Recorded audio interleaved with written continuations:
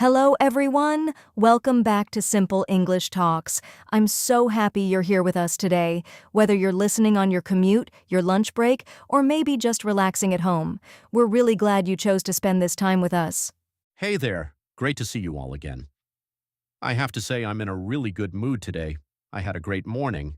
I actually made breakfast without burning anything, which doesn't happen very often for me. Oh, wow, that is an achievement. I'm proud of you. I, on the other hand, spilled coffee all over my notes this morning, so we're off to a great start over here. That's very on brand for you. Okay, so today we have a topic that I think is going to be really useful. We're talking about two words that English learners mix up all the time, and honestly, even some native speakers don't think about the difference. That's right. Today we're talking about can and could. Two small words, one big difference. And by the end of this episode, you're going to feel so much more confident using both of them correctly in real conversations. We're going to cover what each word means, when to use which one, common mistakes people make, and we'll also do some interactive practice together.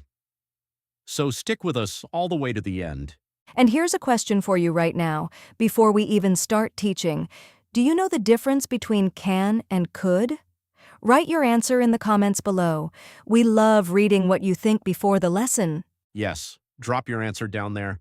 And if you're new here, welcome to Simple English Talks. Please hit that subscribe button right now so you never miss an episode. We put out new content regularly to help your English get better and better. Okay, let's not wait any longer. Let's jump in. Here we go. All right. So let's start with the most basic and important use of both can and could. And that's talking about ability. Ability just means what someone is able to do, what they're capable of doing. Right. And the structure is really simple. It's just subject plus can slash could plus base verb. So for example, I can swim. She can speak French. He can cook really well. So can is for presentability, what you're able to do right now in general. If I say I can drive, that means driving is a skill I have. I know how to do it. It's something I'm capable of at this moment in my life. Exactly. And here are a few more examples. My little brother can play the guitar. We can meet tomorrow if you want. Can you help me with this? That's asking if someone has the ability or availability to help. Now, could is the past form of can. So when we're talking about ability in the past, something you were able to do before, maybe as a child or at some earlier point in your life, we use could. For example, when I was young, I could run really fast, but now, not so much. Ha! I feel that. I could stay up until 2 in the morning when I was in university. Now if I'm awake past 10, something is seriously wrong. Same. So see how natural that is? I could stay up late. Past ability, something you were capable of before, but maybe not now. Let's do a few more past ability examples. She could speak 3 languages when she was a child. He couldn't swim before he took lessons. We couldn't afford a car when we first got married. Oh, I love that last one. And notice, couldn't is the negative. Can't is the negative of can. Couldn't is the negative of could. The structure stays the same. Subject plus can't slash couldn't plus base verb. And here's a little practice for you right now. Think about one thing you could do as a child that you can't do now. Maybe a sport, maybe a skill. Maybe you could eat a lot more sugar without feeling sick. Oh, definitely the sugar one for me. I could eat an entire bag of candy when I was 10. Now, half a chocolate bar, and I'm done. Write your example in the comments. We want to know, what could you do before that you can't do now? It's a fun way to practice, and we love reading your answers. So to summarize this section, can is for present ability, and could is for past ability. Simple, clear, and very useful. Great start. Now let's look at another really important use of these two words, making requests and asking for things. Okay, so here's where it gets really interesting and really practical. Both can and could are used to make requests, to ask someone to do something for you, but there's a difference in how polite they sound. Right, and this is something that matters a lot in everyday English. Can you pass the salt?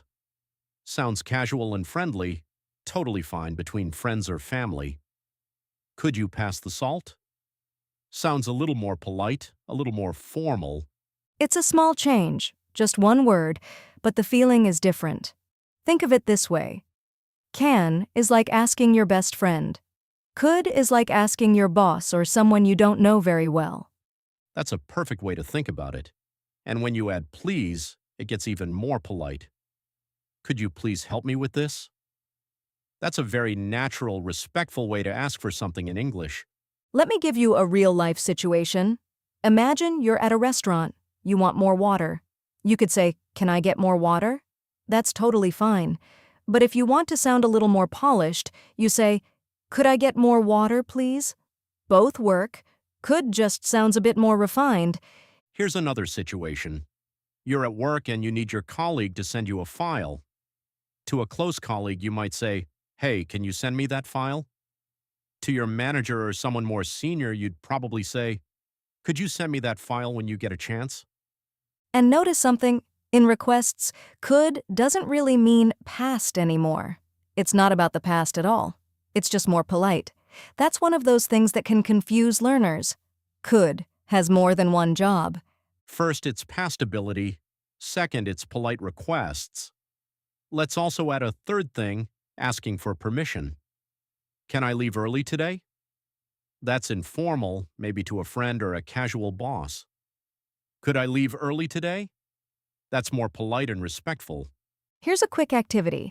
I'm going to say a situation, and you choose, would you use can or could? Ready? Situation 1. You're asking your little sister to turn down the music. Oh, I'd probably say can there. That's a relaxed, casual situation. Can you turn that down a little? Right. Situation 2. You're in a job interview and you want to ask about the working hours. Definitely could there. That's formal. Could you tell me a little more about the working hours? Much more professional. S. Perfect. So here's the tip. Think about your relationship with the person and the situation. Casual and friendly? Use can. More formal or polite? Use could. It really is that simple. Now, write a request sentence in the comments. Use either can or could and tell us what situation it's for. We'll check if you've got it right. Great practice. And remember, using could doesn't make you sound stiff or strange. It makes you sound natural and respectful. That's a good thing. So we've covered ability and requests. Let's look at one more really important use, possibility and suggestions. All right, here's the third big use of can and could, and this one is super useful for everyday conversations. We're talking about possibility and making suggestions.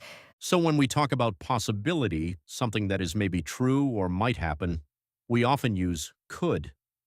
For example, it could rain later, so bring an umbrella. That means it's possible that it will rain. We're not sure, but it might happen. Or, she could be at the office. I'm not sure. You're saying it's possible. You don't know for certain, but it's one of the options.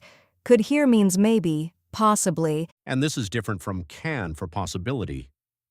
Can is more about general possibility, something that is true in general or always possible.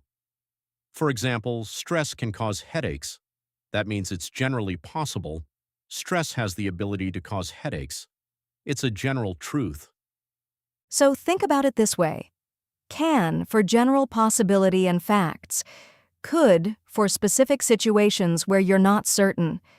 Eating too much sugar can make you feel sick. That's a general truth. I ate a lot of sugar so I could feel sick later. That's a specific uncertain situation. Now, suggestions. This is one of my favorite uses. When you want to suggest something, give someone an idea or option, could is perfect. You could try calling them instead of texting. We could go to that new restaurant for dinner. She could take a different route to avoid traffic. And it's a really soft, gentle way to suggest. It doesn't sound bossy. It sounds like you're offering an idea, not giving an order. That's really important for natural English, especially in the workplace, or with people you want to be respectful to. Compare these two. You should call them versus you could call them. Should feels like advice, maybe even a little pushy. Could feels like an option, take it or leave it, much softer. Oh, I love that comparison. Here's a situation for you. Your friend is feeling stressed about work. You want to suggest some things that might help. Try to make 3 suggestions using could. Go on, pause the video and try it. I'll give you an example to help. You could take a short walk outside. You could talk to your manager about your workload. You could try writing a to-do list to organize your day. See? They all sound helpful and friendly, not bossy. Write your suggestions in the comments. Let's see how creative you are. And it's great practice because this kind of language comes up all the time in real conversations.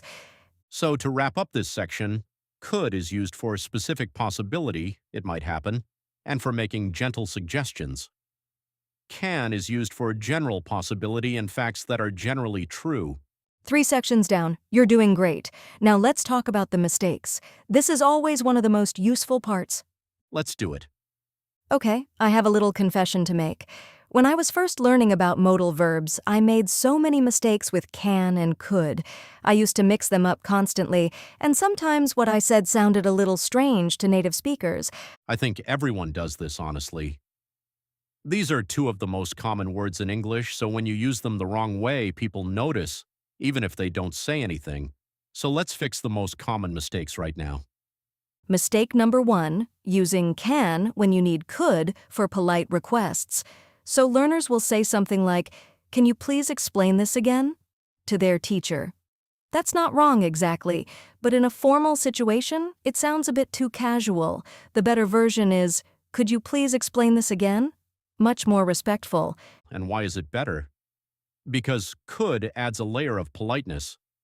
When you're talking to someone in authority, a teacher, a manager, an older person, that extra politeness matters. It shows respect without saying extra words. Mistake number 2, using could for present ability as if it means can. This one is really common. Learners will say, "I could speak English well," meaning right now, in the present. But that sounds like past ability. The correct sentence is, "I can speak English well." Right, and this is confusing because could looks and feels similar to can, but for present ability, things you can do right now, always use can, save could for the past or for polite situations. Mistake number 3, forgetting the base verb after can and could. So learners sometimes say, "I can swimming," or "she could to drive." Both of those are wrong. After can and could, you always use the base form of the verb, no ing, no to. It's "I can swim." "She could drive." That's such an easy one to fix once you know it. Just remember, can and could are always followed by a bare infinitive. That just means the simple base form, no changes. I can go. She could help. We can try. Mistake number 4, confusing could for possibility with can. A learner might say, "It can rain later, bring an umbrella." But that sounds strange. For specific uncertain situations, use could. "It could rain later, bring an umbrella." Can here would only work if you're stating a general fact, like, "Rain can happen at any time of year in this city." One more, not using the negative correctly.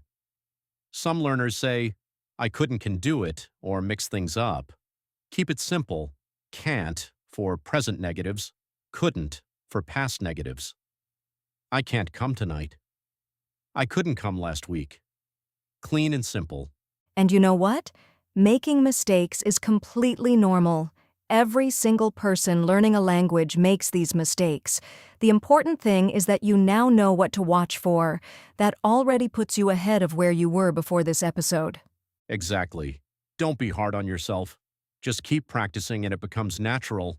Write one of these mistakes, or your own correction, in the comments. Let us know which one surprised you the most. All right, it's time for our favorite part, interactive practice. This is where you actually use what you've learned. Ready? Let's do choose the correct word, either can or could. Here we go. Situation 1. You're asking a friend to help you move some furniture this weekend. Do you say, can you help me this weekend? Or could you help me this weekend? Both are actually okay here. But which one feels more natural between close friends? Probably can. It's relaxed and casual. Could works too and sounds a little more polite. Maybe if you feel like it's a big favor. Situation 2. You're describing your grandmother and her amazing cooking skills when she was younger. Do you say, she can make any dish from memory? Or she could make any dish from memory? Could, because we're talking about the past, she could make any dish from memory when she was in her 50s. Beautiful past ability. Situation 3. You're at a doctor's office and you want to ask if you're allowed to eat before your test. Do you say, can I eat before the test? Or could I eat before the test? Could is more appropriate here. It's a formal setting. Could I eat before the test? Sounds respectful and appropriate for a medical situation. Situation 4. You're warning a friend that the road ahead might be icy. Do you say the road can be icy or the road could be icy? Ooh, this is a good one. Could is better for a specific warning. The road could be icy tonight. Be careful. Can would work more for a general fact. Roads can be icy in winter. Say each sentence out loud as we go through them. Don't just listen, actually say the words. That's how it gets into your natural speaking. Now here's your challenge. Create your own sentence using can and a separate sentence using could. Make them about your real life, then post them in the comments. We read every single one. Real conversation doesn't have to be perfect. It just has to be genuine. Keep practicing and you'll surprise yourself with how natural it starts to feel. Okay, we are coming to the end of today's episode, and honestly, I feel like we covered so much. This was such a great topic, and I hope you're walking away feeling really confident about can and could. Let's quickly go over what we learned today. First, we talked about ability, can for present ability, could for past ability. Second, we covered requests and politeness. Can is casual and friendly. Could is more formal and respectful. And third, we looked at possibility and suggestions. Could for uncertain situations and gentle suggestions. Can for general truths. 3 uses, 2 words, and so many ways to practice. You now have a really solid understanding of how these 2 modal verbs work, and more importantly, how to use them naturally in real English conversations. Here's a little question to reflect on. Which use of can or could was most new for you today? Was it the politeness difference, the possibility use, or something else? Let us know in the comments. We genuinely want to hear from you. And if this episode helped you, please give it a like. It really helps Simple English Talks reach more learners just like you. Share it with a friend who's learning English, and of course, subscribe to Simple English Talks if you haven't already. We've got so many more episodes coming your way. Every episode is designed to help you speak more naturally, understand more clearly, and feel more confident every time you open your mouth in English. We're so glad you're on this journey with us. You're doing amazing. Seriously, the fact that you're here, learning and practicing, that means everything. Don't ever stop. Thank you so much for being part of Simple English Talks today. We'll see you next time.